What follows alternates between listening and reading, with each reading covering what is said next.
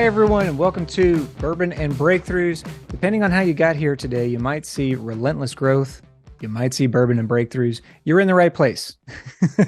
I'm your host, Chris Goodman. I've had the podcast called the Relentless Growth Podcast for about 2 years now. We're doing a series called Bourbon and Breakthroughs where I sit down with good friends. We share a bottle of bourbon or something like it, and we have a great conversation while we taste that spirit. If everybody likes this, we'll probably transition the whole podcast into Bourbon and Breakthroughs. So today's episode is with my good friend Chris Harder, and we're sitting down with our sponsor's product called Rabbit Hole's Bespoke Gin. Now, that would be pretty confusing to anybody who was listening carefully. Show's called Bourbon and Breakthroughs, and you're talking about gin now. So if you're watching the video, you can see what I'm holding up, this sort of yellowish colored gin that immediately doesn't look like anything you've seen before. Not only the bespoke looking bottle, great design by the way Rabbit Hole on that. It has this sort of like Gatsby-esque look that Chris and I talked about. But the other notable thing is it doesn't look like gin because it's yellow or yellowish, golden even. So today's spirit is finished in rye barrels that Rabbit Hole actually uses to create their award-winning Boxer Grill rye. So if you don't know anything about the alcohol I'm discussing, not a problem. You're still going to get a great episode with my friend Chris. Still going to get lots of wisdom and insight out of what he has to say. We just added an extra layer of fun here by tasting this, and you're going to hear just how unique this spirit is as Chris tastes it for the first time. If you don't already know Chris Harder, you might have heard about his hit podcast. It has over 7 million downloads. He is a serial entrepreneur, an investor, a philanthropist. He and his wife, Lori, have started and scaled at least 4 different multi-million-dollar businesses. And they've invested in, I think, almost 13 or 14 other successful startups at this point. I got to know Chris before we actually met in person because he's been featured in Forbes, Entrepreneur Magazine, MSNBC, CNBC, US Weekly, Medium, Yahoo Finance. I'm stretching to remember the others, countless podcasts that I listen to. And every time Chris showed up the same way, passionate, eager to serve and help people, and genuinely concerned with business and helping people grow in their business, equally concerned with money and helping people really explore their capacity for money.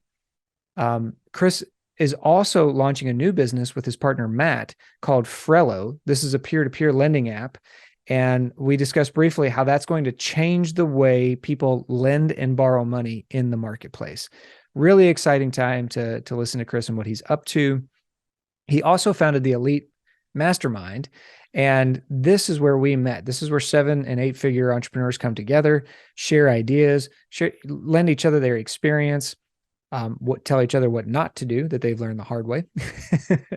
And I will say this experience paid for itself over and over and over and over again in the, I think, 5 years that Chris and I have known each other, because of the connections I made, because I've been able to borrow from his wisdom and experience, and because it helped me become a better business owner and a better coach. So, like I said, a lot packed into this about hour-long conversation. We try out the gin. We talk about what's going on in Chris's world. Some of the things I want you to listen for as we go through the episode. Listen carefully to how he describes getting over perfectionism, what a Chris fit is, how he celebrates, because there's a lot of wins in his world. But as you can imagine, being a serial entrepreneur and a serial investor and a serial philanthropist and a podcaster with that many podcast episodes out there, there are a lot of failures too. So listen carefully to how he celebrates. Listen for what he calls bullseye friends and how he creates boundaries around those bullseye friends. And then 2 more things that I really want you to pay attention to: how he discusses not settling, refusing to settle in your life and in your business. This is something I'm slowing down because I'm imagining in my mind just how much Chris lives and breathes this, from the cars he drives, from the companies he invests in, and the connections that he keeps alive, meaning friendships, and businesses and partnerships that he works in. So look, a lot crammed into this episode. Do me a favor, subscribe to the podcast here so you never miss one of these interviews, and give us a review after you listen to it. Share it with a friend. Tell us what you learned. What we're really going for here is to create an environment that feels much more conversational and less sterile or less, quick hitting like a lot of podcasts are. We really want to create an environment where you get to hear the heart behind the voice. And I think we did that today with Chris's episode. All right, I'm going to shut up and get out of the way. Thank you, everyone, for listening. Enjoy the show with my good friend Chris Harder here. And notice how he calls his drink at the end the Aspirational. All right, everyone, enjoy. All right, everybody, welcome to Bourbon and Breakthroughs with Chris Harder today. Chris, thanks, man. I know you have a lot going on as always, and I'm thrilled because if there's anybody that brings tons and tons of value in these like nuggets that just punch you in between your eyes of like wisdom and business acumen, it's you. Not to build you up arbitrarily, like you really purposely and intentionally seek out how to be a great business owner, a person who can generate wealth for your family, for yourself, for other people. Like you're out there living and breathing it every day. You're one of the podcasts that I consume when I work out every morning, because first of all, that's actually where I want to start. So thank you for being on. Second, no, thank you, man. I just got to interrupt you to say, anytime I get a chance to have a good conversation with you, I'm in. I hope everyone knows that. You're one of my favorite people to chat with. So excited to see what comes out. Man. Me too. And this is really where I wanted to start, because you're so prolific. Every day there's new Chris Harder content. How are you managing everything you're up to and doing this with enthusiasm? Because it never slips. We never get like half Chris Harder or like half spirited Chris Harder. It's always full tilt. How are you doing that? It's a commitment to two things. One, consistency. And two, to showing up really big when I show up. Now, I want to actually take that question and talk about what it really looks like behind the scenes, so that everybody kind of feels like they got a shot at doing the same thing. What it really looks like behind the scenes is me recording my podcast a day late with my podcast manager mad at me, sending me texts and emails like, where is it? Where is it? Where is it? And so, I'm sitting in my car and people think I'm in a fancy studio. Chris, I record it into the voice memos on my phone like this. And I figured out if I set it on a pillow, I get better sound quality. And so I'll be sitting in my car, or I'll sitting in a bedroom, or it'll be 7:30 at night. And I'll be like, finally ready to just relax and order some DoorDash with Lori. I'll be like, shoot, I got to record this podcast. It's 32 days late. And I'll throw this, Lori calls them a Chris fit. I'll throw a Chris fit about it, and I'll know deep down that I'm going to go record it. But for some reason, I got to make it more difficult than it is by throwing a Chris fit first. And, that's on the podcast side. But here's what happens, man. When I get into my office, when I get into the bedroom, wherever I go to record this thing, I decide to flip a switch. And I flip the switch from my Chris fit and feeling overwhelmed to I'm going to just deliver for the next 10 minutes, the next 15 minutes, the next 30 minutes, whatever it is. I am going to deliver because everybody deserves it. And so then by flipping that switch, I show up as the person that you're referring to, that everyone gets to listen to, that everybody might be consuming. Same thing with, you've probably seen a huge increase in social media content all of a sudden coming out. Mm-hmm. When Dad died a couple of years ago, I didn't want to do anything anymore. I didn't want to be on social media anymore. And it wasn't that I didn't want to, is that I lost all drive to do anything that took any effort. I just wanted to live life to its fullest. So, if you remember, bought the motorhome and traveled around the country for a year, and then bought a lake house and the whole 9 yards, because I just didn't want to do anything. Well, that also included social media. So this new big push with social media is because now I've got like this swagger and this drive back, like a rubber band pulled back. But even though I'm motivated to do it, all those clips you see coming out, it's me taking like 15 whacks at each clip and be like, God damn it. Like, I hate how that one sounded, starting again and throwing another Chris fit, and Lori being like, dude, chill out. And so I think it's important that I share all of that, because it never feels elegant. It's not some people, I really envy them. they pre-plan everything and it's so well curated and they've done it a month ahead of schedule. Bro, that's just not me. I'm fitting it in the nooks and crannies. And I think that's important to know, because whether somebody they've got a bunch of kids and they don't know where they're going to fit it in, or they have a couple of businesses, they don't know where they're going to fit it in, or maybe they're working a job that they're slowly want to work their way out of, and they're doing a side hustle and they don't know where to fit it in. I want each person, if that's you, to know that I'm doing it in the nooks and crannies, even when I don't want to do it as well, based on consistency and showing up. It's not, but that's what I heard you say, that isn't just the consistency and showing up. It's that people deserve it, you said. Why is that so important to you? People deserve it because the world's damn hard and there's a lot of bad advice out there. And I'm not a believer that people are lazy and that's why they haven't made it. Of course, we can go find lazy people. Don't get me wrong. I'm a believer that most people haven't come across the right motivation or the right person that makes them say, oh, I'm like you, so maybe I could do it too. I'm a believer that most people just haven't come across the information in a way that they can digest. And so the easier that I can help those people, maybe it's a simple way I explain things. Maybe it's that they resonate with the way I say something and not somebody else. Those are the people that I don't want to leave behind, because a lot of people have gone out of their way to not leave Lori and I behind. And I really do believe it is a thanks for the gold, now go pay it forward type of mentality. And if we all adopt that, Lori and I are trying to show up the way a lot of great people showed up for us. And I think if everybody adopted that, the world would not want for anything, because everybody would be kind of towing their own. Does that make sense? It makes perfect. Well, knowing you, it makes perfect sense. Hey, what's up? This is Chris Goodman, and we'll be back to your episode in about 45 seconds. Listen, if you're ready to take your life and your business up to your next level of success, freedom, fulfillment, fun, all of it, you need the help of a top coach. All the best in the world at anything have a great coach in their corner. They can help you identify your goals, develop a plan to achieve them, give you accountability, give you support, give you guidance all along your way up to the top. Now, look, most coaches are created equally, we'll say. They don't perform equally, however. So if you want to get the most out of your coaching, you need to work with somebody who has a proven track record of success. And that's where I come in. I have over 15,000 hours of coaching people just like you. And after coaching countless entrepreneurs, CEOs, executives, influencers, real estate agents, you name it, I've probably coached them. I can do the same for you. So what are you waiting for? Go ahead and contact me.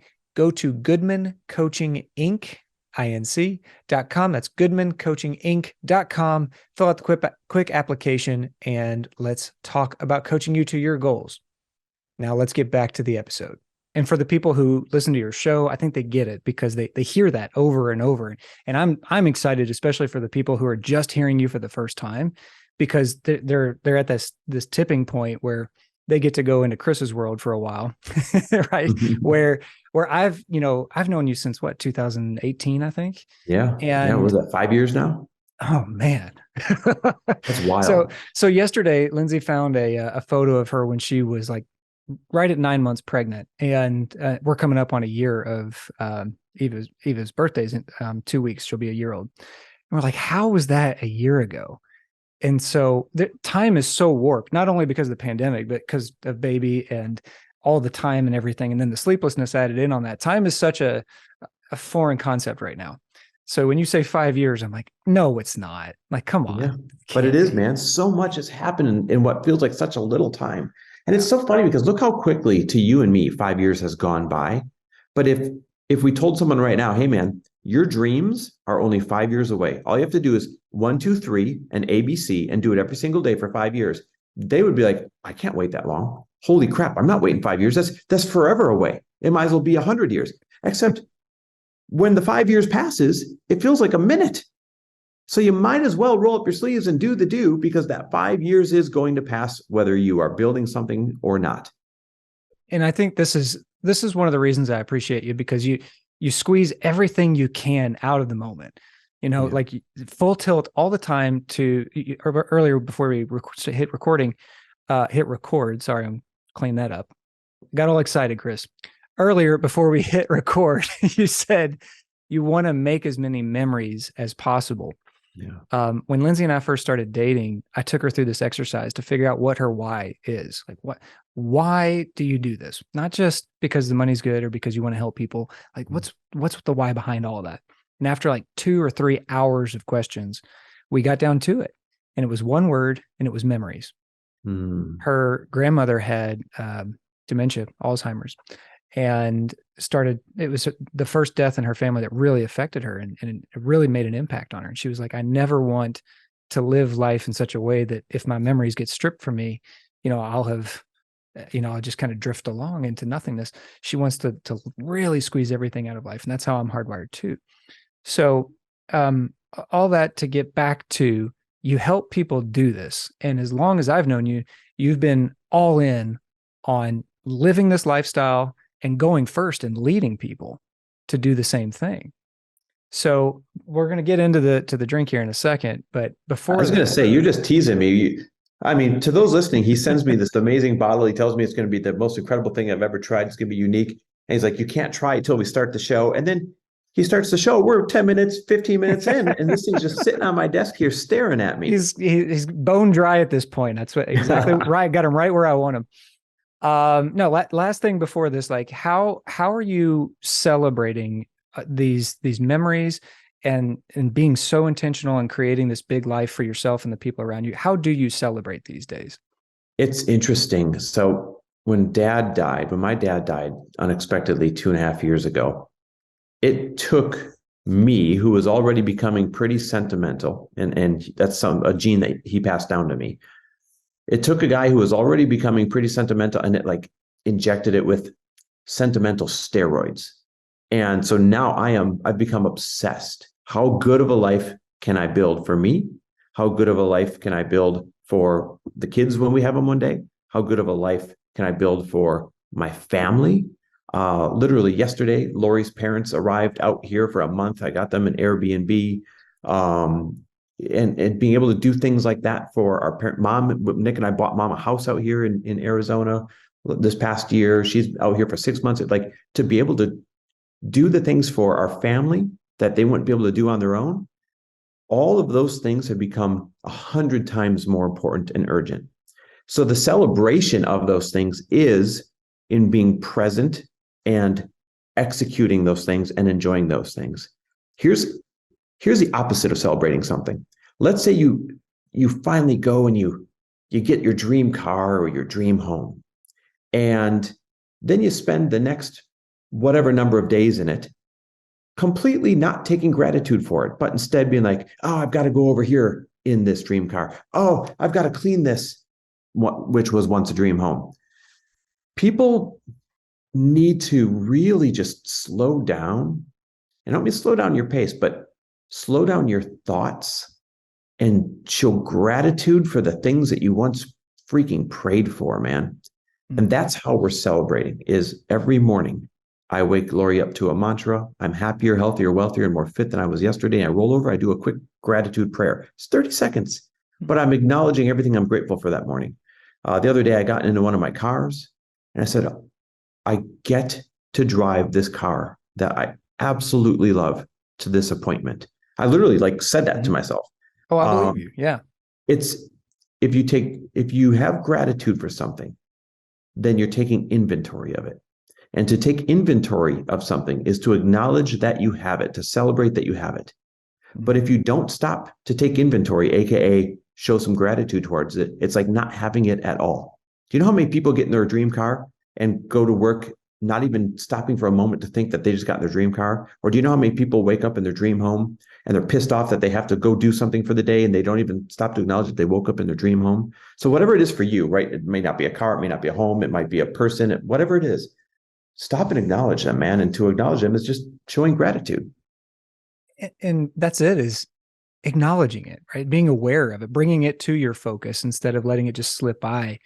Because, and I think especially with relationships, this is where people get into trouble, right? They forget to celebrate each other. They forget to say, what was your win today? I had a client, every night they sit around the dinner table, their whole family goes around. what the rose of their day was and what the thorn of their day was. Ooh, that's She's good. like, but most of the time we spend 2/3 of what whoever's talking, they'll spend 2/3 of their time on their rose. Yeah. And then by the time they get to the thorn, like, yeah, that happened, but it wasn't so bad. Right. That's a really cool idea. Lori and I go for a walk every night at the end of our workday. It's a non-negotiable walk, and we do 3 wins. So I guess say 3 wins from the day out loud, and she's got to do 3 wins, from the day out loud. And you know what's crazy, Chris? She'll be like, all right, time for 3 wins.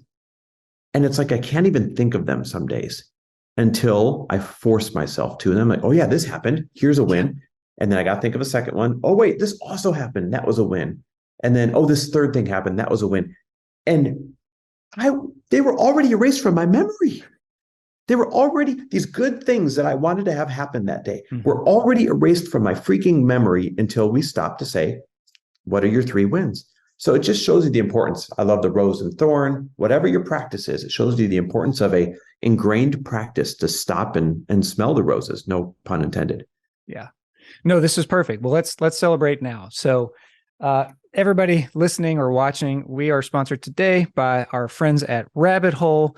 Thank you so much for taking care of us here. The Chris is getting our gin on today, and you're probably wondering why the hell we're drinking gin on a bourbon podcast. Here's why. I'm going to read you a quick description of this expression from Rabbit Hole right here in Louisville, Kentucky. One of my favorite distilleries, and I'm not just saying that. They have been great to us since Lindsay and I moved back from California. They've really, really been kind to us and opened their doors over and over to their one-of-a-kind, state-of-the-art distillery. So this gin today is actually part of their bourbon family. Here's why. It's 1 barrel, 2 distinct spirits. Rabbit Hole's bespoke gin is a reimagined classic fashioned in Kentucky rye barrels. It offers a new experience that awakens the senses. They start by importing the finest London dry gin and then finish it in the same hand-selected barrels they use to age the award-winning Kentucky straight rye whiskey that they have called Boxer Grail Rye. It is easily my favorite rye right now. I'm excited. You'll get to see that in another episode with another guest who is also a big rye guy. The process mellows out the gin and adds a little bit of spice while tinting the spirit, which is why you have this eye-catching amber, gold. Would you describe it as like a honey almost kind of look, Chris? I don't know. It's honey colored, and the herringbone bottle is absolutely gorgeous. Isn't it wild? It looks something like out of a Gatsby type of like party or something is what I always think of, right? I love the old retro Gatsby reference. It's for sure that. So, here, we're going to get into this. Let's go ahead and pour. We'll do the old. So right, while Chris pours this bad boy open finally. It's been teasing me for an hour here. And by the way, for the record, this is funny. People should know we had this planned at 11 a.m. my time because Chris is out on the East Coast. And I texted him yesterday. I didn't realize. I go, wait, you're going to have me drinking at 11 a.m. Can we at least move it an hour so I have less guilt? So we moved it to noon. So it's less alcoholic of me. Chris was thinking it's, tell me what your first encounter is like with it. It very much smells like a whiskey or a bourbon and not like a gin at all. It doesn't look like a gin. It doesn't smell like a gin. I've got one big rock here that's prepared. Perfect. So everybody, I sent this one to Chris in particular because he's a big gin guy. He has tasted pretty much the finest of all spirits and wines that I think you can imagine. We drank Louis Trey together, so that's kind of what Chris brings to the table. So I was like, I can't just send him a bottle of any old thing that you can get off any old shelf. It's got to be something special, something unique, and Chris will appreciate it. So I'm very curious what your takeaway is. Holy crap, it is really good, and I'm not even kidding you. It is really, really good. Okay, so it's not gin-like at all. People associate gin with pine needles, right? It is not gin-like whatsoever. There's a sweetness in the beginning, the way you would have with a bourbon. And it finishes, God, there's almost nothing gin-like. I'm reading the bottle. It says gin. But there's really nothing gin-like about this at all. I see what you mean about the blind taste test. Yeah. So before we hit record, I told Chris, when you have a bottle of this and you bring people over and you're like, you got to taste this, but you don't let them see the label and you don't tell them it's gin and you don't tell them what it is. You just say, I just want you to taste it. Just give me your feedback. Everybody does exactly what Chris is doing right now. They're looking around like, is it vodka? It's not vodka. Yeah. It's got to be a whiskey, but it's not brown. But it's not whiskey because it's got this honey and honeysuckle flavor. It's got a honey color to it. It's really, what's interesting, that I could really see this becoming one of my favorite sippers now going forward. I really could. Because there's times you're choosing, what do I feel like? Do I feel like gin? Do I feel like whiskey? Do I feel like bourbon? This is kind of the love child of all of them. So you don't have to choose. And you don't need to mix it with a thing. It's really damn good. Yeah, you really don't. And I'll tell you, if you have a lemon around, I'm going to do this. If you I should have gotten a lemon. I even have lemon trees in the backyard, Chris, and I did nothing with it. Oh, shit. Well, dude, look at this. This is how much I make cocktails in our house. I just broke my. We have some very good friends and family that come over, and they love old fashions. So I'm always making them old fashions with this one, and I just broke it because we use it so much. But have you made an old fashioned with this gin or no? I haven't, because I'll tell you that I have tried a couple of gin cocktails with it, but honestly, my favorite way to drink it is just like I just did here, just neat with express some lemon oil into it. You don't even need to drop the rind in if you don't want to. It just that little pop gives it so much flavor and pulls out, or a little bit like you've got a little ice there. Man, it's a real palate like party, right? There's just a lot happening in there. The notes, I wanted to read these notes. It truly is, man. Their marketing team. To you, because you just turned me on to one of my new favorite drinks. Cheers, brother. So the marketing team has it down, though. Aromas of citrus, honeysuckle, and elderflower evoke Kentucky rickhouses in the summer, while notes of juniper, nutmeg, and lemongrass. I say that, but I taste more vanilla than nutmeg and lemongrass. I can see the lemongrass note when you. I absolutely taste lemongrass for sure. Yeah. And then this like ginger, almost ginger like finish, like a creamy ginger, if there was ever a thing like that. This is incredible. I'm not kidding. I think I've found one of my favorite new drinks. Yeah, I mean, it'll be interesting to try and make an old fashioned with. So, I've been making, obviously everyone makes old fashions with either whiskey or bourbon or with even brandy, right? Brandy old fashioned sweets. Mm-hmm. But I've been on tequila old fashions lately because they make me feel better. I'm really excited to try making one with this because it has so many of the traits that would make a good old fashioned.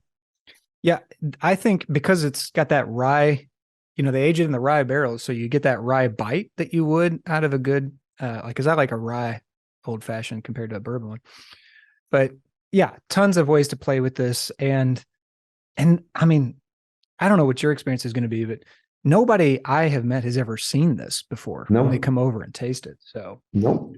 Super thrilled this is amazing that the folks at Rabbit Hole took care of us. Let's while we and feel free to do what you got to do with your drink there. While we go through our tasting, I do want to come back to something. You mentioned basically that you're doing like several takes on these videos. It's never perfect. What comes out is the finished product, not the way that the sausage is being made. Yep. I heard you interview Amy Porterfield maybe 2 weeks ago. She's awesome. She just hit New York Times bestseller this week. Congrats. No kidding. Oh, so cool. Yeah, I'm excited to read that because a lot of folks come to coaching, wanting to start a business and they have no idea where to start. And they're like, if I could just get out of here in 2 weeks, I would do it. So I'm excited to get into her book. It's called 2 Weeks Notice for everybody listening. 2 Weeks We'll put Notice. A link in the show notes. But you were talking with her and you mentioned that you struggled with perfectionism for a long time. So I'd love to hear more about how you made this transition from perfectionist to dude that just goes out and takes so much messy action and gets it done on his phone on a pillow. The number one reason why I've made that transition, and I want to really make sure we anchor this in, it was crippling perfectionism. So if I didn't know that I would knock something out of the park, like Grand Slam, I wouldn't even attempt it because I was afraid of looking bad. And this whole concept of being afraid of looking bad, afraid of being judged, was because when I was younger, I judged other people so much. And subconsciously, of course, I thought, well, if I'm judging people this hard, then they must be judging me back. Mm-hmm. And so the thought that everyone's judging me back made me say, well, if I'm not going to be good at something, I'm not going to risk looking dumb. And it's so funny how that comes from that internal consciousness of us, right? Well, when I knew it was a problem was when I started missing both life opportunities, opportunities to create memories and have fun with Lori, and business opportunities. I remember I would ruin vacations we were on because my hair was getting blown around because I had my hair done and we're in an open Jeep or something like that going on a safari. And I'm like, oh, my hair is blowing everywhere and blah, blah, blah. Little things like that are laughable to say out loud. Laughable. That's how crippling it was. And then I'd be in a little bit of a bad mood and Lori could tell and I'd ruin the trip. Or didn't want to, jump off a cliff into a river because, oh, what if I got hurt? Like just lived in worry, all the what if, what if, what if.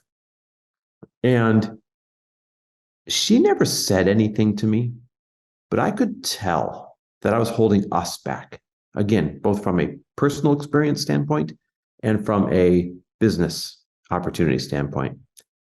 And I just got tired of being the one that was holding us back from extraordinary. I got tired of being the one that would, be the asterisk on the trip or the asterisk in, I got tired of being the one that was the excuse. Mm. And it wasn't until I went on this trip to Costa Rica that Lori literally tricked me to go on. She told me it was a surf and yoga retreat. And we went surfing one day out of the 8 days. And it was a weird, like hardcore meditation and like woo-woo retreat. And when we got there, I'm like, babe, this is nothing like what you told me it was going to be. She's like, I know, but I was so afraid if I told you what it was going to be, you wouldn't come. And she was right. I wouldn't have. But I got there and I had more breakthroughs in that 8-9 days than probably any other thing I've ever done in my life. But the one that stood out was there was a guy that showed up and his name was Gregario. And Gregario was this gregarious, name's funny, over the top Italian, as just the most flamboyant over the top Italian you could ever meet in your life. And I had an experience with Gregario a couple of years prior to getting to Costa Rica. And of course, I didn't know he was going to be in Costa Rica at all. We were on a different trip in Dubrovnik, Croatia, at something called Awesomeness Fest. And we had to go around and hug people around the rooms, like a business and self-development thing. And when I went to hug him, I did like the bro pat on the back and he grabbed me, he pulled me in and in his over-the-top Italian way, he said, do not pat me on the back when you hug me. That's an insult. Embrace me like you care about me. And I thought, this mother trucker better like back off because I'm going to do a lot more than pat him on the back in a few seconds. And so who comes walking in 2 years later at this retreat? Gregario. And I thought, oh shit, here we go. And long story short, by the end of that week, he was the coolest, smartest, most accomplished, most fun, most interesting, most incredible human I have ever spent time with. And I remember leaving there thinking, God, who else am I missing out on? What else am I missing out on? If I judged him in that split-second interaction and cast him out of my life, along with so many other people and so many other opportunities and so many other moments, holy crap, what am I missing out on? Because he turned out to be incredible. And that shifted me. That shifted me at the core. And from that day on, Chris, I'll tell you, it's not that all of my judgment was gone, but now if it ever creeps in, I catch it and I release it immediately. It was almost like a light switch that day. It's fascinating. One person who didn't even mean to change the entire trajectory of your life and business with a hug, I remember when we first started hanging out, I asked you at some point, what changed everything for you? And without hesitation, you said, oh, the moment that I learned to stop judging myself and other people. And so, and this is one of the coolest things about you, man. You are so prolific, but you're also so consistent and you know who you are and you know what you're all about. And that's what I'm curious now that you've become this guy who is at least aware that judgment can pop up.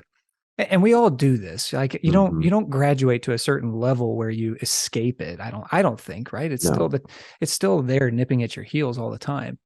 How do you reframe your mind, or how do you catch it nowadays versus back then? Awareness is a superpower. The minute that you have the tools to catch something, right? Be aware of it, is to catch it and reframe it. Mm. If you can develop that as your default, where it's subconscious, you don't even have to try anymore. That's when you know that you fixed something. You're right, Chris. Whatever it is that someone struggles with, whoever's listening right now, it's not that that struggle goes away. It's very rare that it ever completely goes away. Instead, what happens is you develop this new tool of being able to catch it immediately and reframe it and not fall victim to it. And you've really made it when it becomes your subconscious default. So you're not consciously making that choice. Mm-hmm. And when you can get there with anything that you're struggling with, life just becomes so much more free. It becomes so much more enjoyable because it's not taking any computing power out of your mind, out of your day to say, oh, here I am judging again, or here I am, whatever, drinking again, here I am lying again, whatever people struggle with. You get to the point where it doesn't take a computing power. It just like automatically catches it, reframes it. Oh, I'm not that guy. Oh, I don't want to be that way. Oh, I don't want to judge that person. That in itself is what I think people need to work towards. Because if you're working towards completely ridding your body and your mind of it, I think it's a fool's errand. But if you can develop that muscle, game on. And it is a muscle, right? Because if you quit doing that for a few weeks, a few months, you lose so much momentum and you lose so much confidence in your ability to reframe your own mind. And that's what I think. I think a lot of people get into coaching or even therapy because they think there's something broken in them. There's something wrong. Their CD's scratched and they need somebody to fix it, right? and they're going to like do this magic thing and resolve it immediately. And I mean, don't get me wrong, miracles happen all the time. And I know you know a lot of the same people too that can work some damn like energetic miracles and get people to release things that have been trapped somatically or traumatically for a long time. So I don't mean to dismiss that that's possible, but I do think that there's a stigma that that I'm not going to have to continue to work at it. Right. Yep. And I do think that the most valuable lessons out of all the coaching and therapy modalities are that it's about who you're becoming over and over and over. And that doesn't stop because you're different today. Your challenges are different today. It never stops. You are always evolving as you should be. And it's funny when people are like, oh, you've changed. I sure as hell hope so.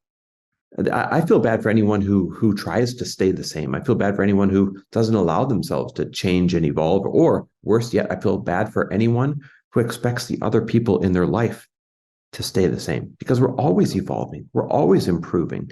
Life around us is always changing, so we have to adapt to new things. And it's that willingness and that consciousness to want to be evolving, to want to be changing. I think that leads to a really good life. I'll tell you, hands down, I wouldn't have the life I have today. And I mean like the relationship with my wife, the relationship with my family, the relationship with my friends, the financial position, the business opportunities, all the homes, all the car. I wouldn't have any of that if I didn't become a more open person. And by open, I mean open to new ideas, open to the fact that I'm not right, open to the fact that what I think I know today could be completely and entirely wrong. I watch people, and some of them are my friends, I watch people fight tooth and nail to try and keep defending their position, their view on life, even when deep down they know that they're wrong, because somehow they're protecting their, I don't know if they think they're protecting their integrity by not changing, or they think they're protecting their ego. I don't know. But I watch people fight tooth and nail to defend their position when all the evidence is that their position is wrong. Well, I gave that fight up a long time ago. I love being surprised about myself. I love learning new things. And I love evolving because every time it's happened, that's when the best things in my life have shown up. I'm laughing because yesterday we had a mastermind call, and I know I've watched you be in masterminds where this happened. This call, there were about 6 people on, and the one guy wanted coaching on something. And long story short, everybody else could see it plain as day, right? You're basically lying to yourself. You don't want what you say you want. And you're defending all of your limitations, all of your excuses, all the things that you think you can't, all the ways you can't have what you want. You're defending that instead of defending or being bold and not defending it, right? And so everybody for an hour and a half coached this guy Oh my collectively gosh. as a group for an hour and a half. And he fought and he kicked. And at one point, he almost screamed. And we're all like just loving on him. And finally, he broke open and saw what everybody else saw the whole time. And I was like, man, what a cool thing to witness, that people cared that much to hang in there for an hour and a half and give up their time and their energy and their call too, by the way, right? Because nobody else was getting coaching. And then finally, man, it was just like the floodgates opened, and 3 words came out of it. He said, I know what I have to do. And it was just like 1,000,000 pounds of weight came off of his shoulders. And we're like, okay, we've been waiting an hour and a half. What is it? He said, go create and trust. That's all I have to do. Wow. Now, who could have sat this guy down and said, man, here's what you got to do. You got to go create and trust. Right? Like nobody could he have would have said, oh, whatever, dude. Exactly. And besides, that would have been too simple, right? Yeah. So It's funny you say that. I mean, that's an example of someone fighting tooth and nail. Here, he had an entire mastermind of people seeing something he couldn't see and trying, each person taking their turn, trying to say, no, here's how it is, or here's what you should be seeing. And he was so bought into the fact that he did not want to see someone else's way. I'm guessing, I was not on the call. Yeah. Mm-hmm.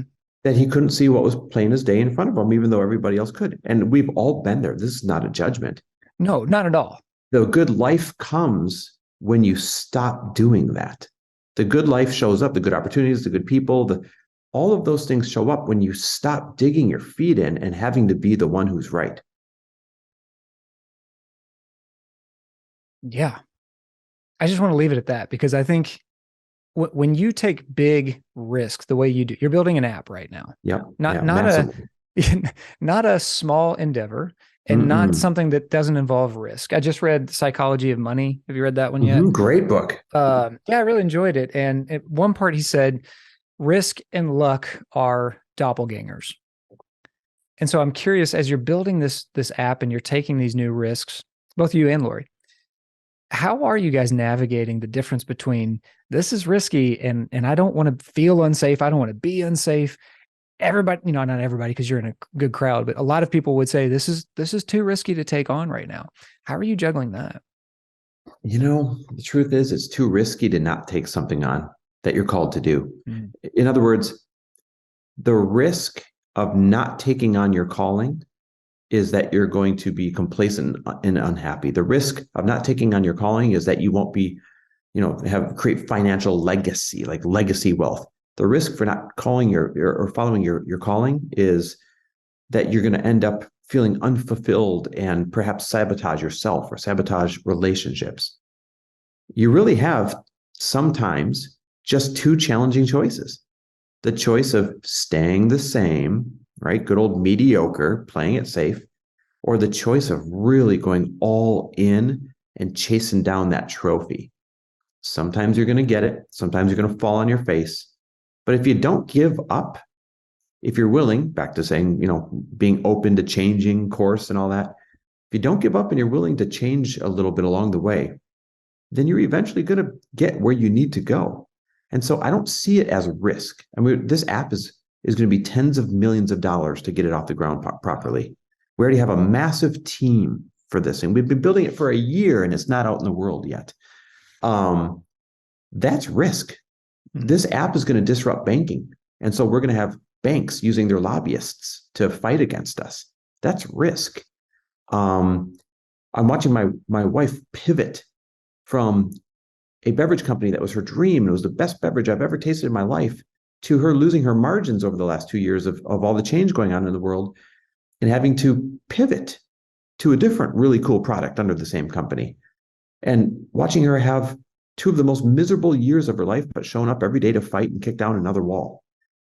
The risk is you might spend a couple years making $0 and feeling like you're failing every day.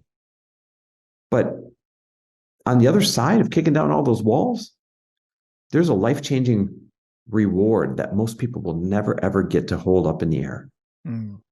So I'd rather go kick down walls and flirt with risk and chase down something great, and then therefore have a great life in return, than just stay the same, avoid risk, And the great irony is the risk is you staying the same in this life of mediocrity and other Mm. types of struggle. The biggest, I don't want to say paychecks because it doesn't usually work that way, but the biggest, let's say, windfalls that you've experienced, do they come from the biggest risks? Oh yeah. Really? Oh yeah, without a doubt. Risking capital and then having a great big investment turn out to be great. There's also I also don't want everybody thinking that you have to take the riskiest route to be successful. I believe you need to take two paths at the same time. I believe you need to take a very intentional, well planned out, conservative path towards building wealth, right? So automate small investments on a regular basis into a very unsexy, low fee index fund and let that bad boy build over time with compounding interest. That's the slow, boring way that most people, right? The boring way to being rich overnight 30 years from now. What did Warren Buffett say that most people aren't they don't get rich because they're not willing to get rich slowly? Yes. Yep. Yep. So I believe you must take two paths at the same time. So take the boring path as your backup plan, and then simultaneously take a risky, life-defining, swing for the fences, set your legacy kind of risk. And what's nice is even if you do that and you fall on your face, you still know what your backup plan is going to be. You know what your worst case scenario is going to be. And by taking both paths at the same time, it gives you the courage to go take the riskier path, knowing, well, worst case scenario, if I fall on my face, I've got this slow and steady path over here that's working in my favor. I think when people are afraid to take risk, it's because they're not simultaneously, now I'm talking about risk in careers and risk financially, they're not simultaneously creating a backup plan, a worst case scenario that they're okay with if that's where they end up landing. You guys have always done a great job of having multiple income streams and being really versatile in different industries. I think it would be easy for somebody who doesn't know you to look at you and say, yeah, it's easy for him to say he's driving this super Ligera, they're living the life, they're flying private. It's easy for him to take risk. What would you tell him? 2008, 2009, we lost everything and had to start over from below zero financially. And I remember I was one of the first people ever to short sell my house. That's where you sell your house for less than what you owe on it. And, it actually became a very popular move. So I like to say that I made short selling cool. But I did it before it was acceptable. And I remember my neighbor across the street, his name was Greg. And one day I hope he hears this story. Greg was this, raising a family, doing the best he can. And we lived in kind of a pretentious neighborhood. And Lori and I were the young 20-somethings that shouldn't have built such a big house in that neighborhood to begin with. And we didn't have kids yet, and everyone else did. And so we're stuck out like a sore thumb. And he came over when he saw the moving trucks out front. And because I short sold the home, we never had a for sale sign. So he comes over and he says, hey, man, what's with the moving trucks? I never saw a for sale sign or anything. I said, well, Greg, I lost my job and we got to start over completely financially from below zero. And I'm on my knees packing a box, by the way. So he's standing over me. Oh. And Greg's tall. He's like 6'2", 6'3". So he's standing over me while I'm on my knees packing a box. And I'm looking up, telling him this. And he looks at me and he says, man, what'd you go and do that for? Now you're going to bring down the other values in the neighborhood. That was his response to me being on my knees packing a box, losing everything, starting all over again from below zero. Wow. And I'll never forget that moment, because it taught me what a lack of compassion looks like. Yeah. And it made me in that moment decide I'm always going to have compassion for anybody who is struggling, for anyone who doesn't see their path yet or their plan yet, or for anyone who's just dealt a bad hand, either, from the beginning or at the moment. And I was 29 during this time. And during the ages of 28 and 29, boy, those were tough, transformative years for me. Losing everything doesn't happen overnight, typically. Losing everything for us looked like a year of me flying around with, no more bonuses anymore from the bank and my salary slashed and not being able to pay all my bills because all that income went away, and waking up every morning, getting on a plane and shutting down a bank branch and telling over 1,000 people one by one that, hey, you're losing your job. Here's your severance package. Don't be mad at me. And then it became my turn, right? And then that led to Greg standing above me saying, dude, what are you doing? You're going to ruin all the values in the neighborhood. Those are not Wow. easy lessons to go through, but I'm glad that we did. And I don't wish those upon anybody, but I'm glad that we got those. Because when somebody listens to this, to your question, Chris, hey, it's easy for you to say, you fly in private, you got all the homes, all this stuff. All of the things that we have now, they came from that moment. In that moment, I said, I'm never going to let this happen again. And when I came home and told Lori, hey, babe, we're losing everything. We got to start over. And it was a surprise to her. She looked at me. She said, I'm never going to let this happen again. Mm. And this unified theme of I'm never going to let this happen again is what set us off on the path of entrepreneurship. And it's what set me off on the path of, hey, you know what? I'm going to start this podcast and I'm going to ask every single person who actually really created legacy wealth how they got there and what the real moves are to make, not what society tells us. And it's been years of endless study and years of correcting habits and years of taking risk and years of putting myself out there that created some of the end results that you see today. But I don't want you to judge me by my end results that you see today.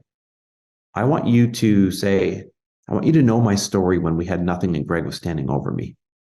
Because that's the guy that you could probably associate with the most right now. That's the guy that maybe you can tap into and say, well, if he was down and out with it on his knees and ended up where he is, then maybe I can end up in my version of where I want to be as well. That's my answer to anyone who hears this or sees it and says, easy for you to say. That's it though. What a gift that this guy gave you.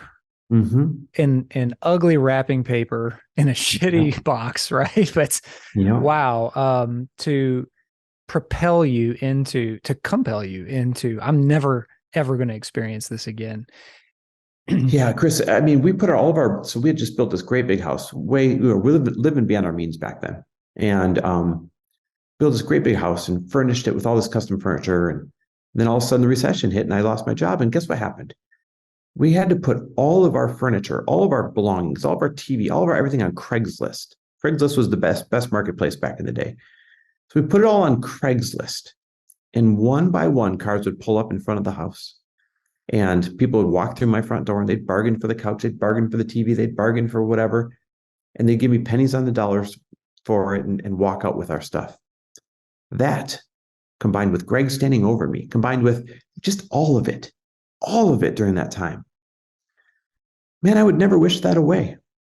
I don't wish that other people go through it, but I would never wish it away for me because I don't know that I would like the person that I would have continued to become if I didn't get that really powerful and really valuable reset. How could you be Chris Harder today without that?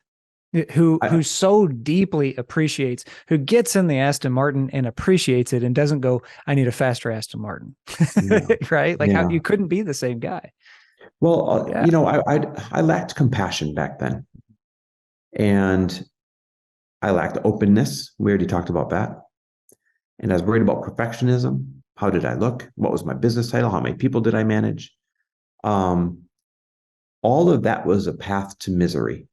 Even if I would have gone on and stayed at the bank forever and been CEO of the world's biggest bank, even with all the accolades and money that would have come with that, there would have been a very unhappy, unstable person that built a life on quicksand had this interruption not happened.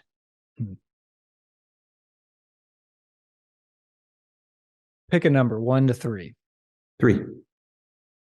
Are there any emotions? Like I was writing questions while you were talking. I was like, each one takes us down a different rabbit hole, pun intended. You have not just with the risks that you've taken, but the conversations that you inject yourself into, the coaching conversations, the business conversations, the fast foundations dynamic, even right there, there's nothing you're unwilling to put yourself into and offer some help with. So what I'm really curious about, I'm like, okay, so if that's the case, he's got to be willing to feel pretty much every emotion, like confusion, pain, suffering, doubt. Do you think, are there any emotions that you particularly resist, or are you just here for the whole experience? And that's why I resist them. I resist all the bad ones. I don't want to feel them. Mm-hmm. I don't want to read the comments below our Instagram ads. Oh, this douchebag. Oh, this scam artist. Oh, this snake oil salesperson. Oh, You ever want to know what it's really like to put yourself out there in a big way where a lot of people see you?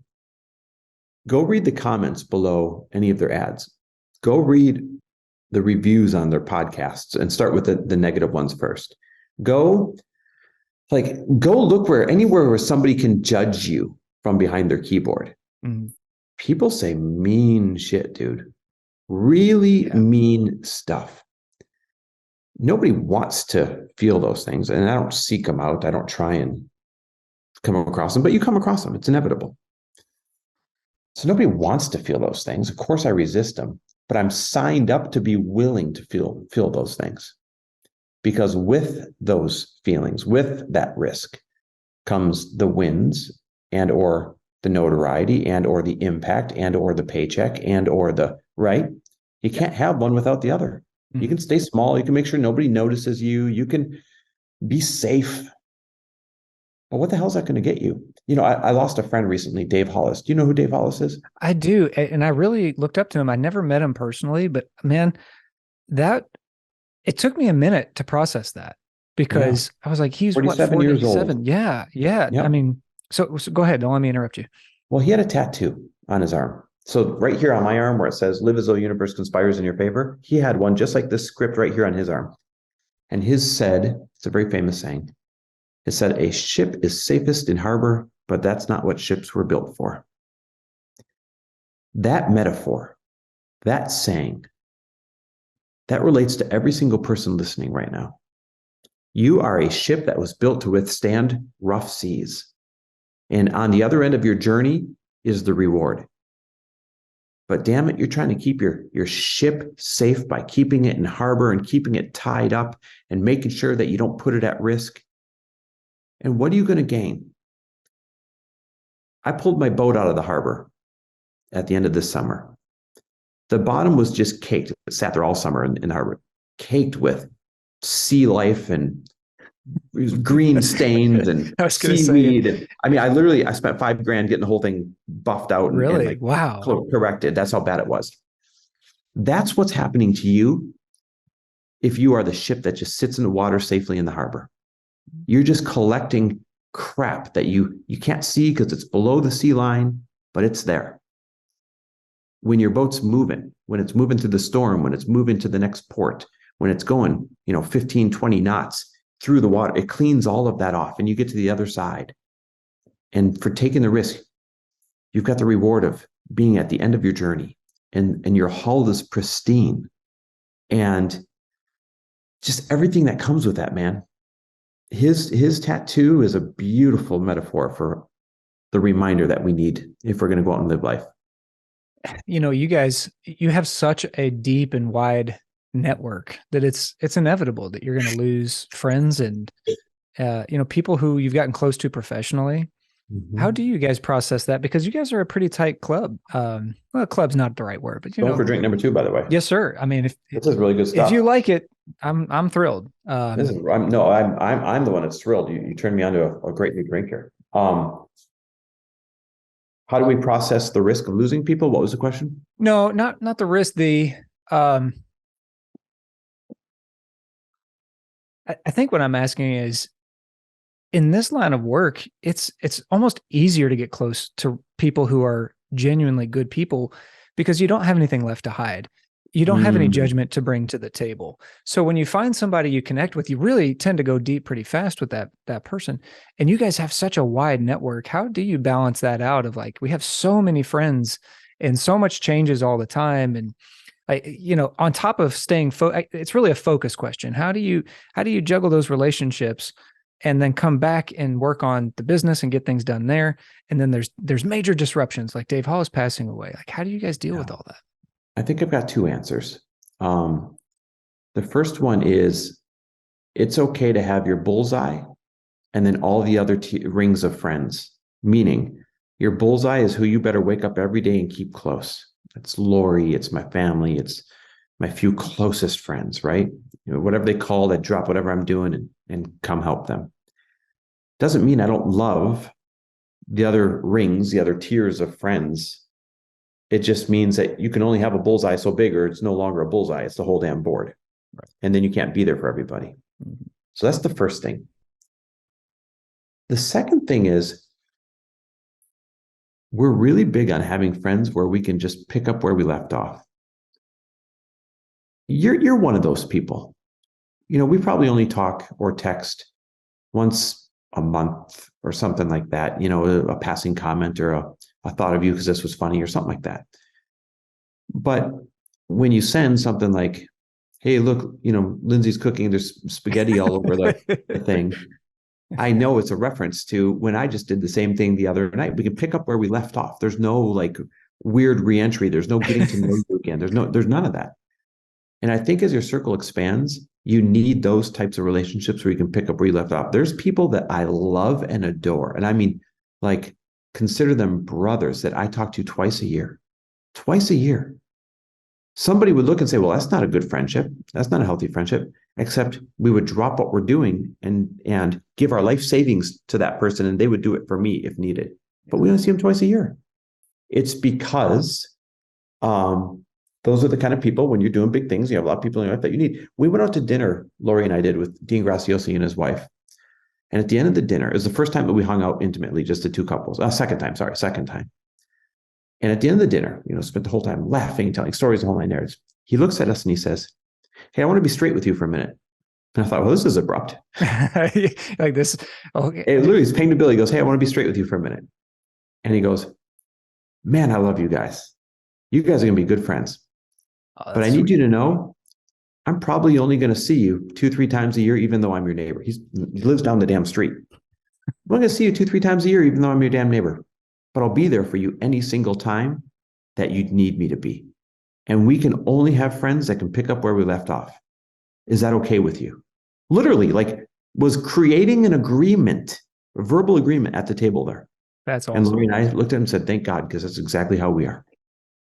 And I've got somebody the other who speaks your language, right? Like, yeah, I've got the other kind of friends I care about where they're like, hey, man, haven't seen you. Hey, man. I'm like, bro, I saw you last month. Like, I saw you 2 weeks ago. Mm-hmm. The ones that their style of friendship is they need your attention all the time. It doesn't make them a bad person. It doesn't make them less valuable than the other friends. It just makes them tougher to be friends with. Or just out of alignment with what you guys are all about right now. And I think that's what, one of the things I've always admired about you is how much you guys can absorb, right? It takes a big person to be able to take on the challenges that you have, take on the charity work that you guys do, and still be good friends and still be there for your family.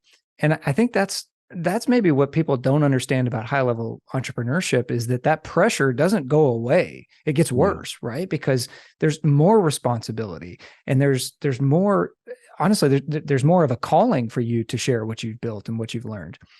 And so you have to be big enough to handle these disturbances. And then that, of course, means you have to have friends who can help you when you do get disturbed. So yeah, that's really fascinating that he would slow you down and say, look, if you're cool, like, here's how we operate. If you're cool with that, we can go far together. I think that's really well, that's awesome. the point that you reach. You talked about people who are transparent and just, you go deep right away. When you know someone that you want to have in your life, then you set a boundary. Yeah. And it's so funny because people think when you set a boundary, you're pushing someone away, right? They picture like putting up a moat wall. No, when you set a boundary, you're creating rules for how to thrive with yourself and in that relationship. Right. And those boundaries are actually very loving things to set. Yeah. Because they're guidelines. Like bumper bowling. You ever go bowling and they pop the bumpers up so you don't go in the gutter? Those boundaries are bumpers, man. They make sure that you're going to hit the pins instead of ending up in the gutter. And I think we respect people who have solid boundaries, right? Yeah. We tend to, I interviewed a really, really fascinating guy named Daniel Del Real. He owns the second largest real estate team in California. They sold 500 residential units last year. Jeez. With a team of like, I want to say 13 people, not a huge sales team. This isn't like, a small army. They're just that damn good. And we were talking a lot about boundaries and how you have to say no the more successful you get. Mm-hmm. And people don't always understand why you're saying no. And he said he got some award for being the most disciplined in his, I think it was a GoBundance group. And he said, this was so strange because I don't see myself as disciplined. I say no to almost every opportunity that comes in front of me because That's it doesn't funny. fit with what I'm all about. I'm only about two or three things. And my calendar is full of those two or three things. He said, so the perception was, oh, well, Daniel's so disciplined that, he's got it figured out when really it was just clear. Had nothing to do with discipline. Funny. Yeah, Right. he just said, here's the three things I care about, and I'm just gonna put my blinders on. That's it. Yeah. And then, his inner circle protects him from anything, that's beyond that stuff. That So is the key. You got to have gatekeepers. so let's start to button this up because I really could go forever and I just looked at how long we've been going. All right, let's do this. The fun question of if you were to be made into a cocktail, like if we were to take Chris Harder and pull him Oh apart. boy. Oh boy. And you have all these different parts. I mean, there's the car lover, the train lover, the guy that wants memories. There's the business guy. There's the risk taker. There's the hot-headed Chris Fit guy. Yeah. Yes. Maybe The it's something in temper. the name, man. I'd do the same thing.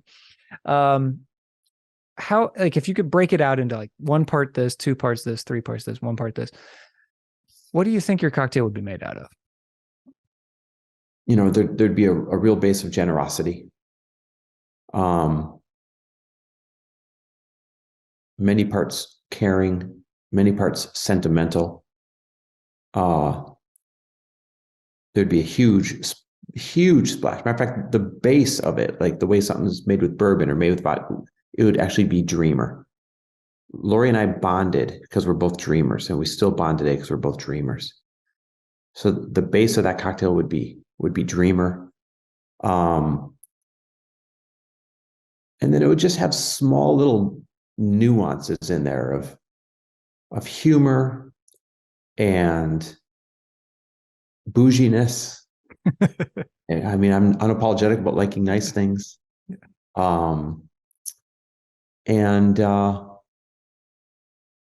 think there'd be a splash of curiosity. The older I get, the more I love learning.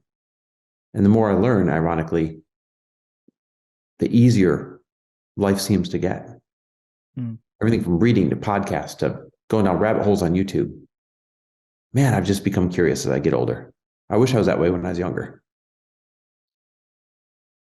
Dreamer, generosity, caring, sentimental, humor, bouginess, curiosity.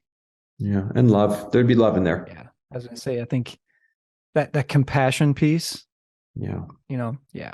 All right. What would it be called? Boy. It'd be called aspiration or aspirational. I really, really, really want to live a life that is so aspirational to other people that it unlocks them from wherever they are right now and makes them go chase down what their version of an aspirational life is. I want them to see me take my dogs into the private jet with Lori and go to our California home. I want them to see me, jump in my 69 Jag and go cruising. I want them to do those things. I'm very unapologetic. I try to do it in a classy way. I don't want to rub anyone's nose in it, but I also don't hide these things because if it makes someone else say, you know what, that's way better than going to the damn airport and leaving my dogs behind and going through security and wasting an entire day when I could get there in 90 minutes. 2 hours. Yeah. Right. And damn it, that's what I expect for my life going forward. I want to be the guy that unlocks that in people. I think you are that guy, man. That's why we're talking. I think it's an extension and evolution of who you already are. It's compounding because you've done all the clearing and the getting out of your way. And I think that's why there's less on your plate now, if I'm honest, because you've gotten so clear on like, hey, this is where we're headed. Yeah. And you're a dangerous motherfucker when you're clear. I appreciate that, man. Yeah. I sure do a good job of muddying the vision sometimes for myself. So I appreciate that. Well, that's the hard part about being ambitious, right? Is sometimes it comes to you and you don't know what to do with it, and you have to sort it all out. Well, my friend, thank you so much for spending time and a drink, 2 drinks, because it's that damn good. Anything left on your heart that you want to share with our audience, or anything else you'd just like to say? You know, I am 45 years old right now. It's a really good age. I used to think it was the end of the world, but now I realize it's a really good age because you're young enough and energetic enough to still be in touch with the younger generations, and you're old enough to actually really know some things. I used to think I knew a few things, but now I really know some things. And I would say at the end of the day, the only thing that matters is, did you squeeze the juice out of the time that you were here? Because you might be gone tomorrow, or you might have the blessing of living a healthy, vibrant life till you're 105. But either one of those scenarios, man, it went too quickly.